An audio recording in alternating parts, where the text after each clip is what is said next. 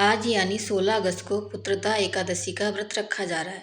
सावन मास के शुक्ल पक्ष एकादशी तिथि को पुत्रदा एकादशी व्रत करने का विधान है। शास्त्रों में इस एकादशी का बड़ा ही महत्व बताया गया है। पुत्रदा एकादशी के दिन जो व्यक्ति भगवान श्री विष्णु के निमित्त व्रत कर उनकी उपासना करता है तो उसकी सुंदर और स्वस्थ संतान प्राप्ति की मनोकामना पूरी होती है। इसके अलावा जो व्यक्ति ऐश्वर्य, संतति, स्वर्ग, मोक्ष सब कुछ पाना चाहता है उसे भी यह व्रत करना चाहिए।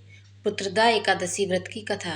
पौराणिक कथा के अनुसार एक समय की बात है जब भद्रवती नगर में एक सुकेतु नाम का एक राजा राज्य करता था। उनकी पत्नी का नाम सैव्या था।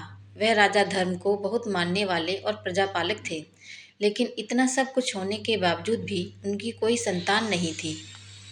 राजा को इस बात की चिंता सदैव सताती थी कि आगे उसके वंश का नाम कैसे चलेगा। इस कारण राजा सुकेतु यह सोचकर बहुत दुखी रहते थे।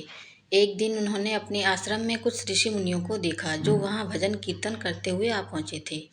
राजा क्योंकि धर्मनिष्ठ थे और उनकी संतों में आस्था थी, इस कारण वह उनके पास गए और उन्हें प्रणाम किया। उन तेजस्वी और विद्वान ऋषियों ने राजा को देखते ही उसके दुखी होने का अंदाजा लगा लिया था। राजा उनके पास पहुंचे तो उनसे अपनी सारी समस्या बताई।